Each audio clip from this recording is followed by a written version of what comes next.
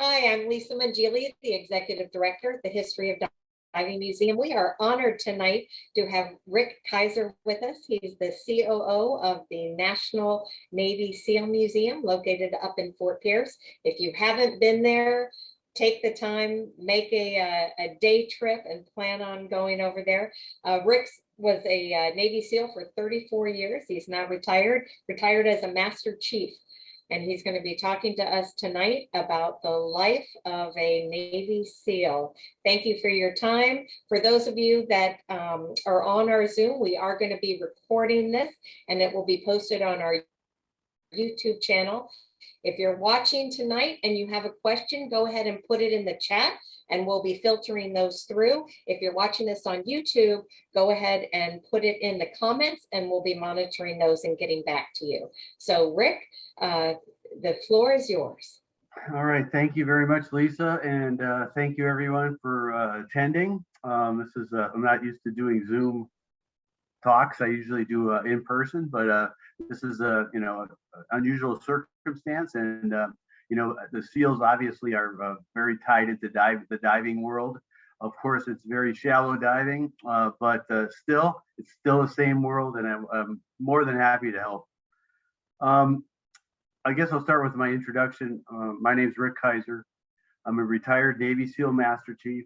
I was at SEAL Team 2 in Little Creek, Virginia from 1980 to 85. And then I moved over to SEAL Team 6 from 85 till 2012, believe it or not.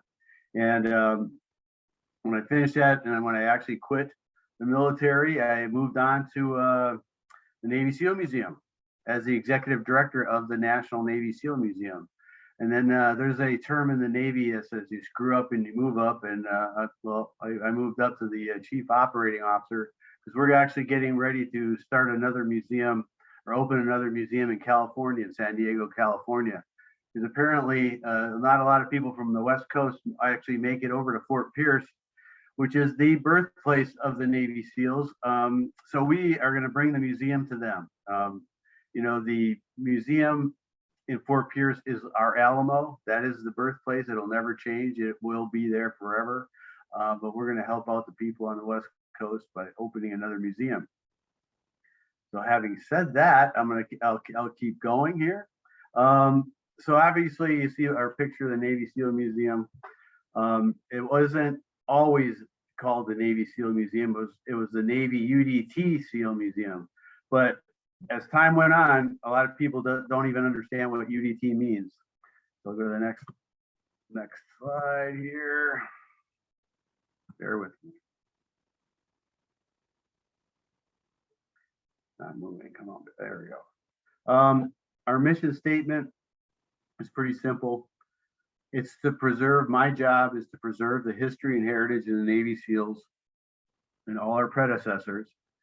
Honor our fallen at the Navy SEAL Memorial, which is right on museum grounds, and then we take care of our families through a Trident House, which the Trident is the emblem that all SEALs wear on their uniform. Is the Trident House Charities Program, which includes everything from a respite house to scholarships to a canine program for struggling vets to direct family support. So that's my mission, and if it doesn't apply to my mission, and that's how I think about it, I don't do it. It's just that simple.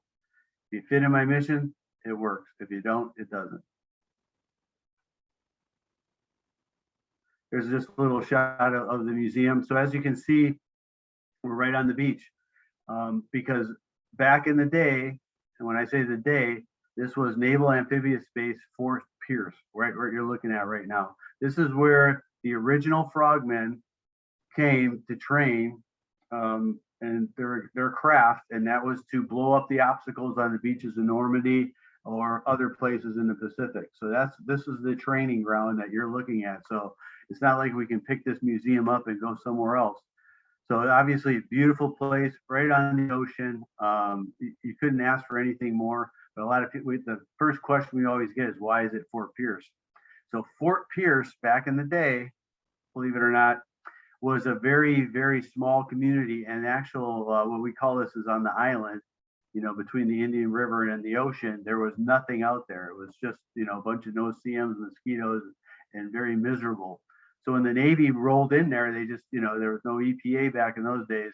They just steamrolled over the beach, the trees, whatever, and they created this base. So Naval Amphibious Base Fort Pierce was actually on both sides of the Fort Pierce Inlet. So the water obviously is one of the few deep water inlets in the state of Florida, besides like Miami, Fort Lauderdale, then you have Fort Pierce, and then it goes all the way up north to Jacksonville. So anyway, the reason they actually picked Fort Pierce is because there was a railroad from Norfolk, Virginia, which is still to this day the world's largest Navy base, all the way to Fort Pierce and beyond, all the way down to Key West. But then once you started getting south of Key West at that time, the railroad track wasn't as dependable as the Navy liked it. So they basically said, okay, Fort Pierce is it. Even no matter what kind of hurricanes we have here, it's still going to, it's going to hold up. So we'll be able to get our troops down there and supplies and everything we need from, up north down to Florida. And the reason they picked it is not because it was like Normandy at all. It was because the weather was halfway decent. So they could train literally all year round. As you all know, if you live here in Florida, the water is, it never gets cold enough here that if you fall in and have to swim to your boat or do whatever, unless you have to, be in the water for over an hour or something like that, in the dead of winter, you might have some hypothermia problem. But the training grounds were perfect. The water is relatively calm all year round. It's warm, it's clear. It makes a perfect training ground. So that the Naval Amphibious Base Fort Pierce was created there in Fort Pierce. Excuse me. So there wasn't only Navy SEALs, and I'll get back to that. There were no Navy SEALs back in those days. But the whole purpose of the base was to teach people how to get from big ships, the little boats, to the beach. So think about that. So big ships, the little boats, to the beach. Up until that point, up until D-Day, amphibious landings had very poor success rate. They just could not figure out how to get the guys from the big boats, the little boats, to the beach without drowning or getting killed by the enemy, artillery and machine guns. It just didn't work. So part of the plan and where our guys came into this is that they knew they were going to have to do this amphibious landing in France at some point in the war. They were going to turn it around and take it back to the Germans. So the Germans, in the meantime, were lining all the beaches of Normandy and all, the whole coast of France and north of that with these things we call them obstacles. Obstacles are nothing more than anything in the water that would slow down or stop a landing craft from making it to the beach. So the original frogmen, their job was to blow those obstacles up. That's it. That's what they did. Okay. We supported the fleet, and still to this day, 78 years later, our job is to support the Navy. We are in the Navy. We work for the Navy, even though we're special forces, and technically our commander comes out of Tampa at the Special Operations Command. We still support the Navy. I'm a sailor. I wore crackerjack like everybody else did, and I'm a Master Chief. And so that's our number one concern. So back in those days, though, that was their only concern, was to support the fleet and these landings. So the beaches of Florida were lined in front of the museum that you see this picture of with these obstacles, all different types of obstacles that you can imagine. They had hedge, it's hard to describe them, just like a telephone pole sticking out of the sand that would just slow down the landing craft enough to let the machine gunner hone in on the bridge of the landing craft or on the crew itself, and just take them out. So our job was to blow that stuff up, and that's why we existed. And that's when, if you come to the museum, and you can actually see in the picture, there are some obstacles that we've had recovered, because when you're blowing up obstacles in the water on the beach, what happens is you have, we call it cutoffs.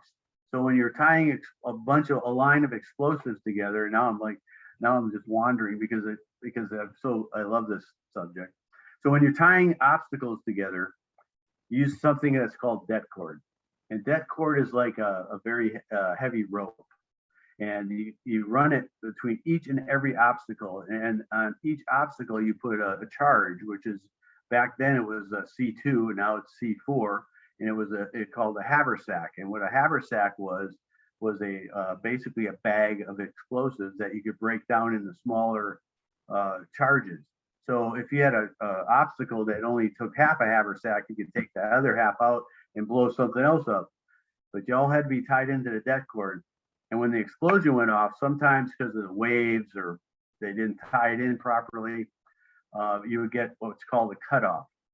So when that cutoff happened, the obstacle didn't get blown up.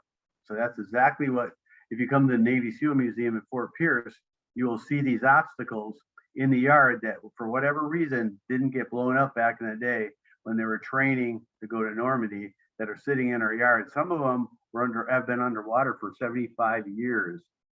So every time we have a hurricane or something like that, they become uncovered, and obviously they're hazards to boating, swimmers, and they pull them up and they bring them to the museum, and we have probably about 20 of them right now that have been around for 75 plus years. So Lisa, if you have any questions, Lisa, if you want to pass any questions, as we go, I appreciate it. Okay, so this is the second part of our mission. Like I said, preserve the history and heritage.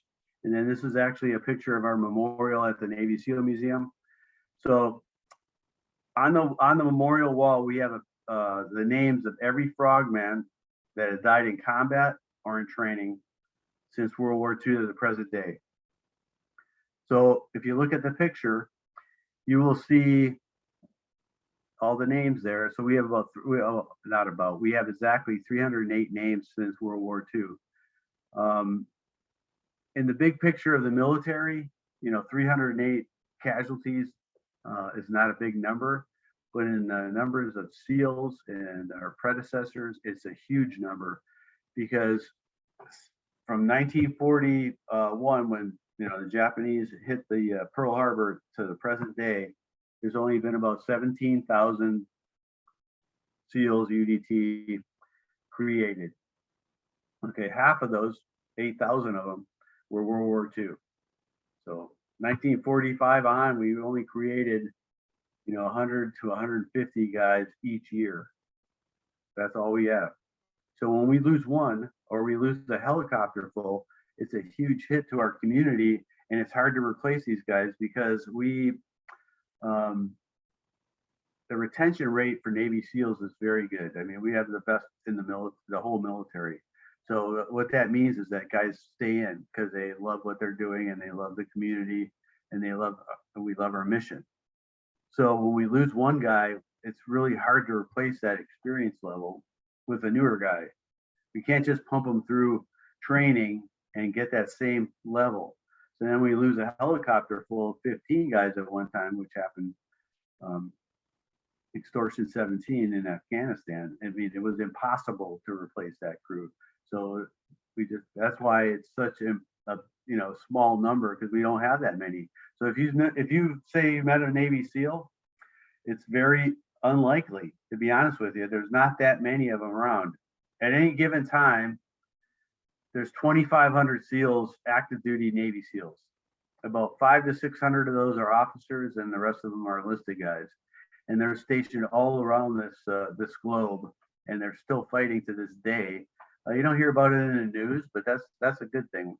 We need to be a little bit more secretive, and we need to be the quiet professional that that the guys in World War II and beyond were. We have to get there, but in the day of internet and social media and everything else that's going on, it's gotten harder and harder to hold that line, as I'm sure you've seen all the news and everything else. Wrong way. Okay, so this is our respite house. We call it our Trident house. one of our dogs in front of it from our K9 program. Anyways, it's a house that we provide near the museum that our guys come to visit. It's a great thing. All right, so here we go. So we talk about a little bit of the history here. And like I said, hey, Lisa, feel free to chime in here anytime. I'm just wandering around here. So the actual very first unit that was created back in the day, when I say the day after the Japanese attacked Pearl Harbor, were called the Scouts and the Raiders. They were the very first naval special warfare force that was created in World War II. And their job wasn't to support the fleet like I just talked about and taking out the obstacles and stuff like that. Their job was to actually swim in, do a beach reconnaissance mission, check the sand, check the rocks. Would it take tanks? Would it take, what kind of landing craft would it take? And maybe go a little bit inland and figure out, where the bridges, where the railroads were. That's what the mission was of the Scouts and Raiders. And they were very successful, obviously. And they also trained in Fort Pierce, as a matter of fact. So everybody I talk about actually trained in Fort Pierce in World War II. So you had the Scouts and the Raiders. You had the Naval Combat Demolition Units. Those were the guys that were responsible for blowing up the bridges, or not the bridges, the obstacles on the beaches. That's what their main purpose was. So when you talk about Normandy, the Naval Combat Demolition Units were Navy guys, but they looked like Army guys. They dressed in green fatigues. They carried weapons. They had metal pots that they wore on their head. And a lot of them, believe it or not, didn't even know how to swim. And their job was they would paddle in a rubber boat that we called an IBS, which is everything in the military has an acronym. It stands for Inflatable Boat Small. And this boat would be full of explosives, believe it or not. And they would paddle this boat in, 6 enlisted guys and 1 officer, and they would be responsible to open up a lane through these obstacle fields. So there's hundreds of these obstacles up and down the beach. And there's no way to blow them all up. So what they determined back in the planning phase was that they were going to try to open up 16 lanes. I'm just talking about Omaha Beach here. 16 lanes through the obstacle field in order to get the landing craft through them onto the beach. So that is typically how a Naval Combat Demolition Unit operated. They would just paddle their boat in, and then it would just, like, as best they could, if you can imagine waves beating on them and everything else, people shooting at them, is open up a lane for the landing craft. So on D-Day in particular, of the 180 frogmen that went in, that, obviously on the first wave and the first group of guys going in there, we lost half of our guys were either killed in action or wounded in action just on the way in, because we were the very first wave. The Germans figured out exactly what those guys were doing, and obviously they didn't want that to happen. But out of the 16 lanes they were supposed to open up, they opened up 8, and that was enough to get enough landing craft in there to obviously win the day, or else we'd be speaking German right now. So the Naval Combat Demolition Units on Omaha Beach were one of the few units back in those days that actually earn a presidential unit citation for their actions on D-Day, along with the Rangers, which I'm sure you've heard of, climbing the cliffs and doing their thing. Rick? Yes. So just to clarify, these guys went in a small boat with mask, fins, a swimming suit, and a knife? Okay, so close. They went in a small boat, but they were dressed as like army men in green fatigues, and they had a rifle and they had a steel metal helmet, because that's how everybody went in on the beaches of Normandy. So believe it or not, they actually had life jackets, but most of those were thrown away quickly because they didn't work and they were just very cumbersome. So what you're talking about is at the same time that this is going on in Normandy, which is hard for me to get my head around, there was another war happening in the Pacific. So obviously in the Pacific, water's warm, it's comfortable. There's not so many man-made obstacles as natural, like coral reefs and rocks and things like that.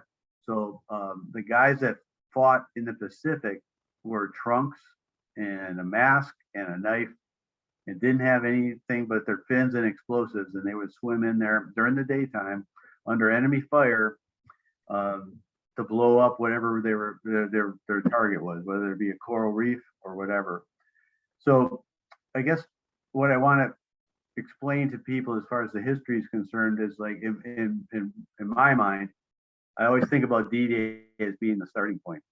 But D-Day wasn't the starting point for the SEALs or the NCDU guys. It was really the Pacific. And after what happened at D-Day, when we lost so many guys, they said, hey, we have to start figuring out a better way to do this, because we can't afford to lose half of our force on every mission, right? Because there's going to be a lot. So they said, hey, let's put these guys in the water and start swimming instead of paddling in the rubber boats. So what they did is exactly that. They started casting these guys in the water in a line with their explosives, and they would just swim up to where their obstacle is, tie it up, and then swim back to the boat. So what does that do for you? When you're in the water, it helps protect you, because the bullets that are coming in at you, actually, many of them skip off the water. And a lot of them actually that enter the water actually lose a lot of energy quickly. So it doesn't actually reach the guy. You're offering just a very small target, which is, in my case, it's a big target because I have a big head. But you have wave action, and it's just very hard for the enemy to hit that target. So it proved to be very effective because after Normandy, you remember, we lost half the force. From the whole rest of the war, we only lost 2 guys to enemy fire, believe it or not. And all the different island landings they did in the Pacific, all that type of stuff. They 2 guys. We lost more guys to kamikaze attacks than we did to enemy firing, which is when you think about what they actually did and what islands they actually swam in on before the major invasions, it's incredible. Think of all the Iwo Jima, Okinawa. I mean, all these islands, our guys went in there very first. They did their recons. They did everything they were supposed to do, and they still made it out of there alive, which is amazing to me. I'm going to catch my breath here. Hang on a second. Whenever you're ready, Rick, I do know that you want to take questions during your presentation, and I do have 2 that have been posted in the chat if you would like them. I'm ready. All right, so the first one is about the museum in San Diego. They are asking, when will the museum be, where will it be located? How can the public support it? And when do you anticipate it opening, the San Diego Museum? It will be located in San Diego, hopefully on the waterfront. Right now, we're currently working on everything in California is difficult, right? I mean, I know people are laughing right now, but it's true. It's very difficult. It's not Florida.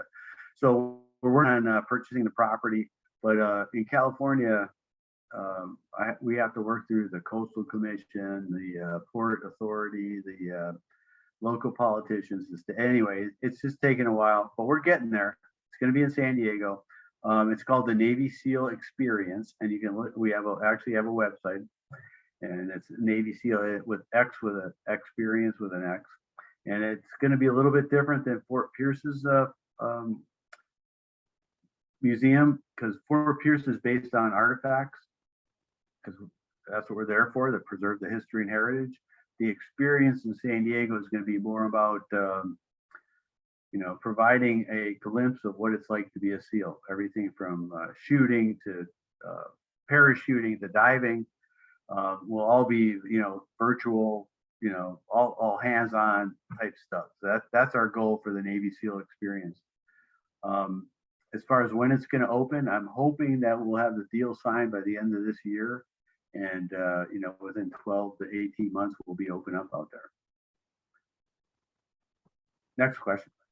Great, thank you. This other question is about D-Day. They are asking, were those missions coordinated with the Army engineers, or was this a Navy specific mission on D-Day? A very good question. That whoever that was that knows something about what actually happened on D-Day. So yes, the Army engineers and the Navy NCDU guys were definitely coordinated, and in many cases they interchanged between the NCDU and the Army engineers. So when you know, I'm not trying to leave out any of the Army guys, but I do work for the Navy SEAL Museum, so they work together. So that was the point. So typically they would give the Navy guys a little bit more difficult targets to get into because they had a little bit better training than the Army engineers, who were very good at explosives but not good at the tactical piece of it. So they all worked very tightly together. And you know, while we're talking about it, so once D-Day was completed, and you know the landing it was successful and everybody was getting on board, what our Navy guys realized is that they had no plan for them to return to England to start for the next invasion, because they thought they were all going to die. So they had to, believe it or not, they had to beg, borrow, and steal to get on ships returning to England to get on the next invasion, which turns out was like one extra invasion after D-Day was in the south of France, and then basically all those NCDU guys either were got out of the military or they transferred over to the underwater demolition teams in the Pacific. So that's, any other questions? Yes, this one's from Larry. He's asking, did any insignia precede the old-looking trident we see on the screen? Wearing Army uniforms, how were they identified from the soldiers? Another good question. So, okay, the picture you see on the screen is actually a UDT badge for underwater demolition. So you have the flintlock, and you have the Poseidon, and the or pitchfork, and then you have the anchor, and then, you know, obviously when you get to the SEALs, you had an eagle in there, and there's the trident. So the original units really did not have any identifiers. There was a Naval Combat Demolition Unit badge, but it was really the same badge that all the amphibious training guys wore. And the same thing with the Scouts and the Raiders. They really did not have official insignia like you see today. All right, we'll go to the next slide. There we go. A little bit more, I'll talk about a little bit more modern times. So you can see, yeah, SEAL Teams 1357 in Coronado, California. If you notice that all the odd numbers are in California, there's a reason for that, because they are very odd. Me being an East Coaster. So SEAL Team 2, 4, 6, 8, and 10, Little Creek, Virginia. Then you have SEAL Delivery Vehicle Team 1, which is in Pearl Harbor. And those are the guys that drive our little mini submarines.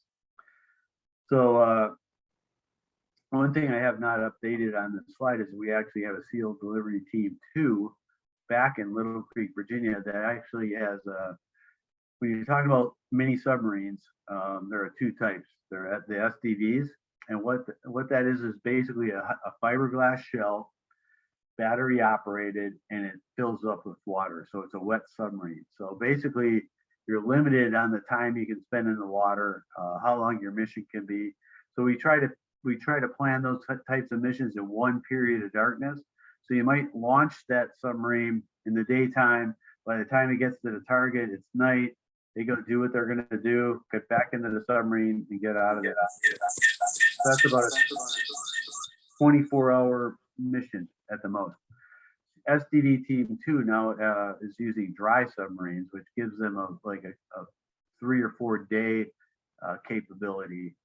So if you can imagine being one of these little mini subs for 3 or 4 days, I can't do it. And luckily, I never had to do that mission. Area of operations, global.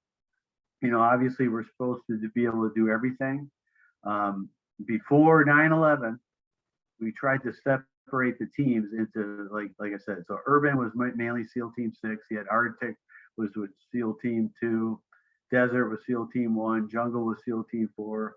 undersea world warfare was SDV. But, you know, obviously when 9/11 happened, everybody became everything in Iraq and Afghanistan. So those kind of went out the window. Now that the wars are over, all these teams are getting back into their specialized fields, because you can't just go from Afghanistan to the jungles of Panama or Borneo or whatever. It just doesn't work, and we wouldn't be as effective as we are now without that kind of expertise. So luckily, we're starting to get back into those fields, and especially into the water. What makes us different, besides being the best, you know, special force in the country, just joking, is our ability to operate on the water, on top, underneath.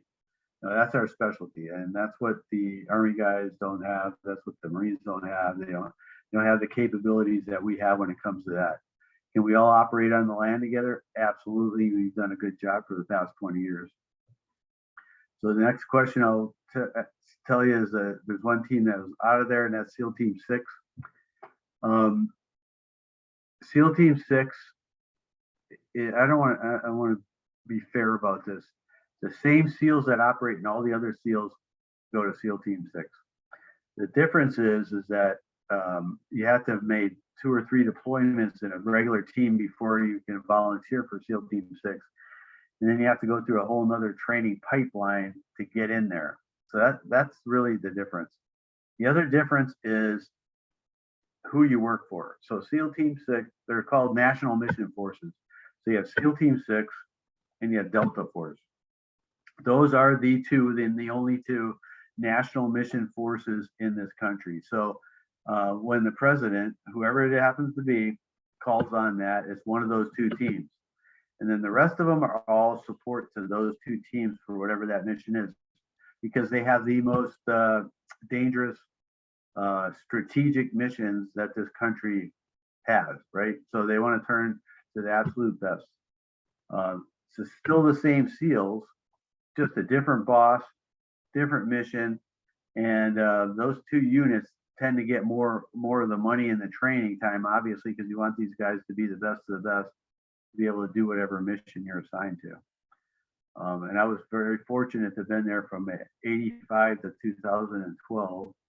So I've seen just about every, if you can imagine, if you think back to 85 to 2012, everything that was going on militarily wise, I was involved in, and I was very happy to be there. So, you know, after a while, when you get older in the teams and any other job, you take on more responsibility. So I wasn't the guy kicking the door down. I might have been the guy outside on the radio, right?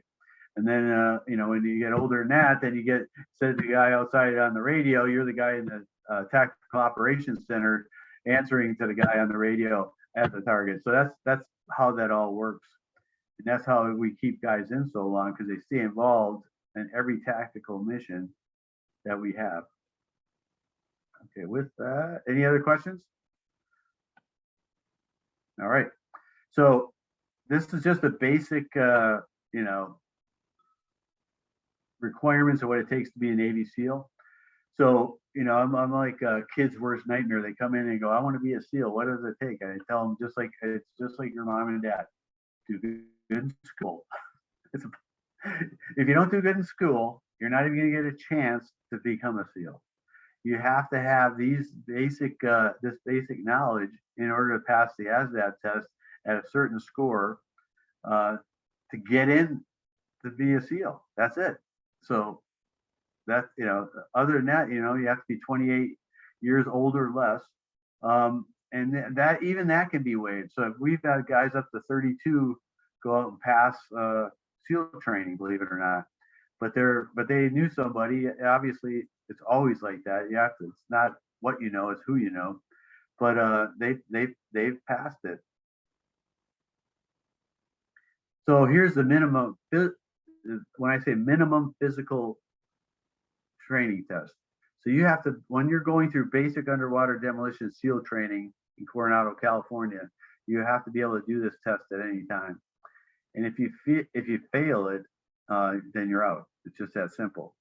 So when you look at the list, you're like, yeah, a lot of people could do this, right? But the issue is with this test is it's back to back to back. So basically you swim your 500 yards, either breaststroke or side stroke.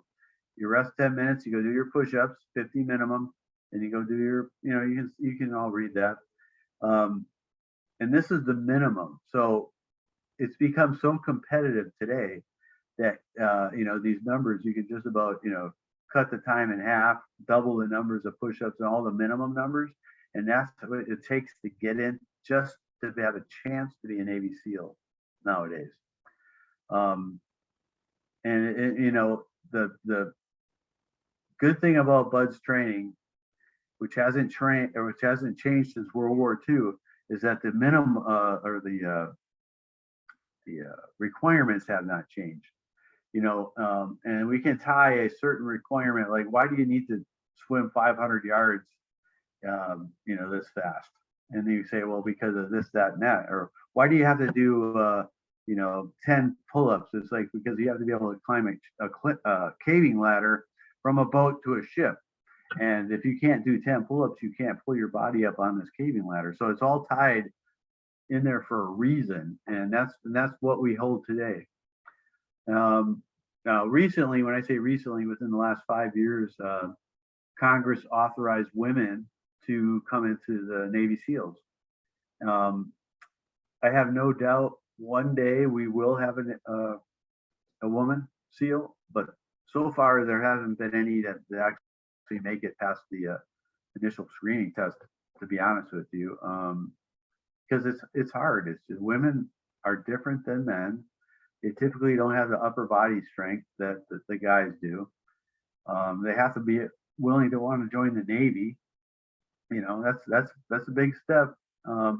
When you watch like some of these CrossFit competitions, there's no doubt I watched some of these the guys and the gals, and they're just amazing, and they have no doubt they could pass this test. But they want to be a Navy SEAL. That's it. The answer to that so far is no. The door's open. It just hasn't happened yet. Okay, so whenever you talk to a Navy SEAL, you ask them what class they're in. If they tell you something like, oh, it's classified, or I don't remember, or something like that, they weren't a Navy SEAL. I'm just letting you know right now. So I was in class 109, right? And I was very fortunate to give the graduation speech at class 309, which, obviously 200 classes later.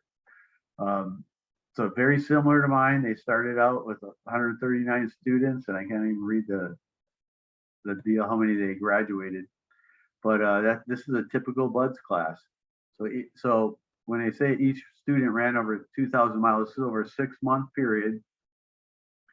So just to go eat breakfast, lunch, and dinner, you have to run to the chow hall and run back. So that's a mile to the chow hall, a mile back. So that's 6 miles just going to eat. That doesn't even count the rest of the training.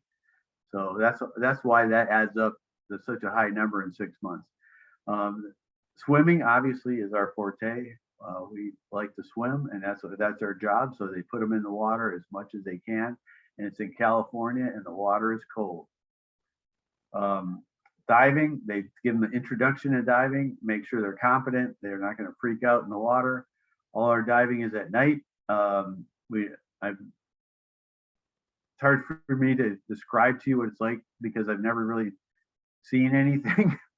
And when I've dove, it's just the only thing that you see is your compass, your watch, and your depth gauge. That's it. And you dive in pairs. So your buddy's just holding onto your shoulder as you swim forward, and he's supposed to be there to keep you from hitting your head on a piling or whatever else, but it never happens because it's so pitch black. So you just have to be ready to take a concussion when you hit the piling.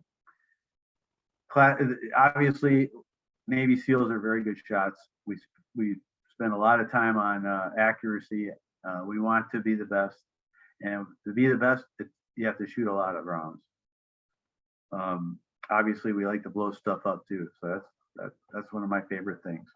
Class 309 completed the equivalent of swimming from Cuba to southern, I can't even say that, Florida, and running in New York City. So it's like that's a BUDS class. So you don't want Navy SEALs, who are the cutting edge of the direct action forces of the military, to be weak or to be not the very best they can be. And a lot of people, will find fault in that because sometimes we can get too tough, right? And it takes a very fine line and good leadership to keep that from happening. Because I know there's stories in the news today and yesterday about a young trainee that died at BUDS training. Very unfortunate. And I'm not going to make any excuses for it, but in that case, it was poor leadership, and we just have to do a better job. But we have to keep the standard at a very high rate, because or else our guys wouldn't have survived these past 20 years fighting in Iraq and Afghanistan. Okay, so I'm sure anybody on here, if you're really interested in becoming a Navy SEAL, I can get you a waiver, no problem. We do it all the time we give the training test at the museum, believe it or not. So come on down. You know what? I put this slide up. I don't even know what time it is, so I'm rambling on here. Because I like to talk about leadership. I retired as a Master Chief. And one thing I learned about Navy SEALs, when you're dealing with all very AAA type personalities, if you don't think you're the best SEAL, then you don't believe in the SEAL. You don't belong in the SEALs. You know what I mean? It's just the egos are tremendous, but you have to be there because the things you're doing are so unorthodox, so dangerous that if you don't have total confidence in your abilities, you're going to get hurt, or you're going to get your teammate hurt. So the first line is get a haircut. So my command Master Chief, when I first got to SEAL Team 2, was a guy named Rudy Bosch. And Rudy Bosch, he later got fame, but he was on the first Survivor show. Anyway, he was my Master Chief. And by the way, he was also one of the very first Scouts and Raiders. So think about that. So my command Master Chief, when I got into SEAL Team 2, was also a Scouts and Raider in World War II. And that's how long he stayed in for 45 years and imparted his knowledge on what he did for all the young guys. And I'm very appreciative of that. And one of the things that he always held the line on was grooming standards in the military. So SEALs like to push the limit. They like longer hair, grow a beard, whatever like that. And Rudy would always go, okay, this is my line. My line is make sure you look squared away. And if you don't, you'll immediately be dealt with. And it's just like anybody does at home with their kids or whatever. This is your line. You got to draw that line, and you cannot bend from it. So if he caught somebody with a haircut that was out of standards, a uniform that wasn't squared away, he immediately dealt with it, made him get a haircut, and then they had some sort of discipline, some sort of a duty. No SEAL likes to stand the quarterdeck watch for the weekend, but that's what would happen if you just weren't squared away. So that's kind of how I led my life from that point on. Is like, you have your line. Everything else, is black and white. But if you don't stick to something, it's not going to work out. Order and discipline, that's self-explanatory. We talked about standards a little bit. When you're going through BUDS, you got to keep your standards high. You can't bend them. You can't bend them if standards are well thought up, there's no reason to change them. If you're changing them because certain people aren't included or whatever, that's not the reason to change your standards. Standards are for a reason, and you got to stick with them. One of the big problems that we have in the SEALs now is accountability and consequences. So when the young man passed at BUDS training just recently, they held the senior leaders accountable, but I believe it was the senior enlisted men that are truly responsible, because they were the ones that were monitoring the situations on a day-to-day basis, and they know what is right and what is wrong. So I always call it, there has to be an adult in the room, whether it's Navy SEALs or police officers or whatever. You have to have somebody that's mature enough and responsible enough to make the right decisions. And obviously in that case, there wasn't anybody there. So that's just my cut on that. Any other questions we got going on? I don't even know what time it is.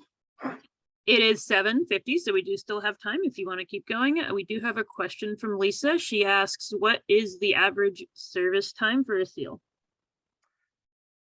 The average service time for a Navy SEAL is 15 years, which is kind of an odd number, isn't it? But some guys stay until 30, some guys stay until 20, and some guys, get out earlier. So, but that 15-year mark for an average is very, very high for a military career. So we're very lucky when it comes to that. And because of all the recent publicity and movies and everything, we haven't had much problems with recruiting either. The rest of the military is struggling heavily to get people in. But the Navy SEALs, we have to actually turn people away, qualified people, which breaks my heart, but it is, they only need so many, right? But what worries me is, like, when I came in the Navy back in 1979, the number one, coveted skill for SEALs was your ability to endure pain and your shooting. If you were a good shot and you could hit your target and you could do it under any circumstances, that's great. Nowadays, though, it's very different. It's very, it's the guy that can talk on the radio or control the aircraft or work the drone. So it's become more of a white collar profession. But what I'm afraid of is that the blue collar guys like myself aren't getting the same chance even at the very beginning, because they might have not have been the fastest runners or the fastest swimmers, which really in the big picture in the SEAL world do not mean anything. If just because you're the fastest runner or whatever, it doesn't mean anything. And typically when we have a buds class, we have, like, obviously we have some of the guys have been Olympic swimmers, and some of them have been, high class runners, and they didn't make it because they couldn't deal with the day-to-day stress of going through SEAL training. So anyway, I hope I'm wrong on that one. The guys I've seen that they're turning out through buds are, top rate guys. I'm very proud of them, and they will do us proud. And they're going to do, you may hear a lot of negative things about the military and what we're doing right now in the country, but these guys are something to behold and be proud of. Anything else? Yes, we do have a few questions in the chat. I'll go ahead and read them in the order they were received. This is from Kurt Tidd. It's not really a question as much as I believe he is a retired Navy admiral, and he did want to thank you for taking up the talk tonight. And then he recommended two books about the history of the SEALs. First SEALs by Patrick K. O'Donnell and By Water Beneath the Walls by Benjamin Milligan. I'm sure you recognize both of those. So that's from Kurt. Yes, I do. And Ben Milligan is obviously a former Navy SEAL, and he's a FBI agent now, working out of Chicago, and he's a good friend of mine. And he's probably the current premier historian for the Navy SEAls. And I've been working at the museum now for 10 years, and I thought that I knew just about everything. And then I read Ben's book, and I was just like, oh, I really didn't know a whole lot, because a lot of the stories that I was told, growing up through the SEAL teams were not quite accurate. Basically, how does a Navy unit make it to the Navy SEAL status in 2022 from nothing back in World War II?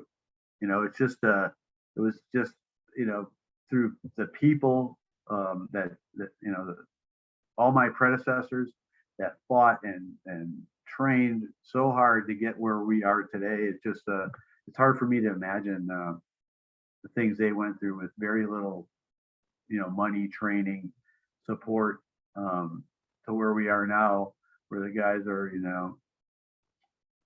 trusted with the most difficult missions in this country has to offer. Rick Right. and Julia, I'll give you an update that actually Andy Brody from the Navy SEAL Museum had already told me about the by the water beneath the. Yeah. And actually, we've already ordered it, and that'll be in next week. And I've reached out to our publisher to try to get first seals. So that should be coming in shortly as well. So thank you for both of those suggestions. Next question. All right, this one is again from Larry. He says, as a former EOD member, talk about the explosives taught, used, or interaction with EOD team members, please. Oh, okay, good. Yeah, good question. The back in the day, when I say back in the day, back in the Vietnam era days, a lot of SEALs went through EOD training. So that because they thought they needed to be very independent in small groups, small platoon type action in Vietnam. So that's why they actually did that. But as time went on, they realized there's no way that you can be a good SEAL and a good EOD guy, right? So when obviously most of my career was at SEAL Team 6. So we actually had a EOD detachment assigned to us, and they went through the same training class as the SEALs did. And when they graduated from that, they were assigned to one of the assault squadrons. So it was very close to the EOD community. They did their job, we did their job. But obviously, when it came to like the rubber hitting the road, no SEAL wants to try to defuse something if they don't have to, right? So they would call in the EOD guys. So yeah, it was very good relationship. And actually, the beginning of the SEALs, the founder of the Navy SEALs was the guy named Admiral Draper Kaufman, and he also is the founder of Navy EOD. So EOD started first, and then the NCDU and the SEALs came after that.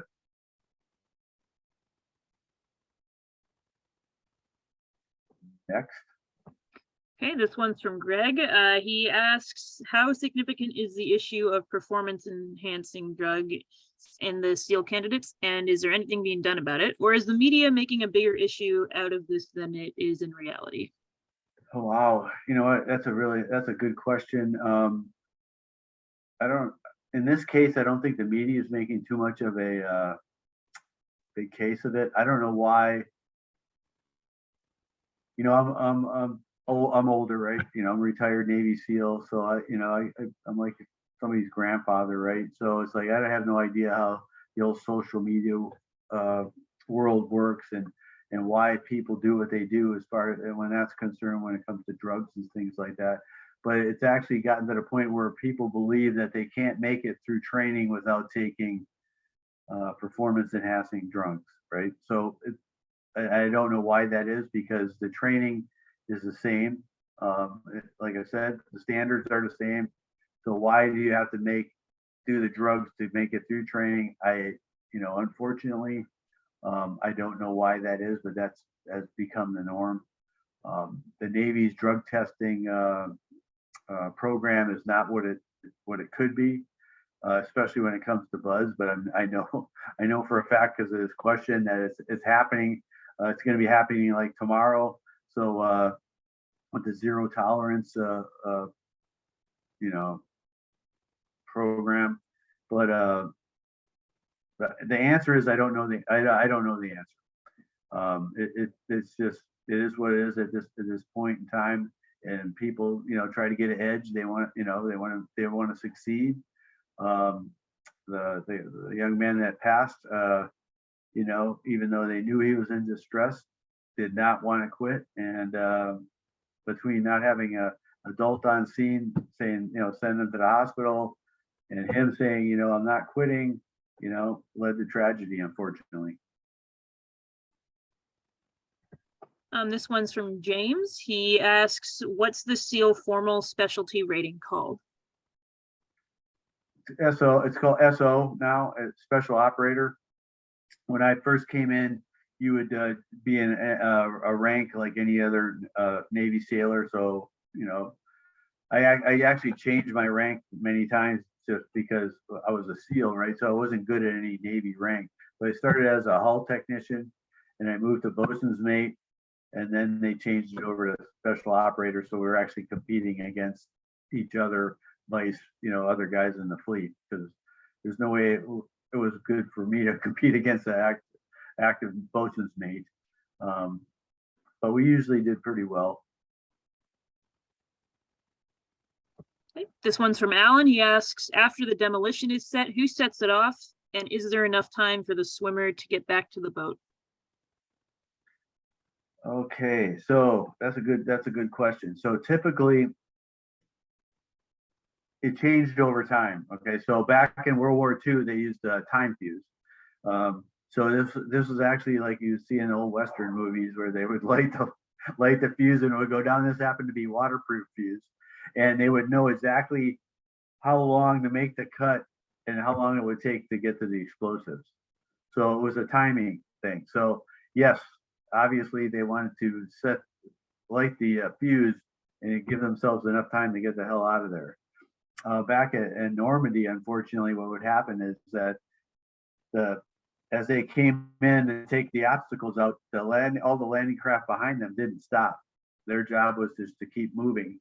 So as these landing craft came in, even before the obstacles were blown, the guys were offloading, and a lot of them would use the obstacles, believe it or not, as cover from the machine gun fire.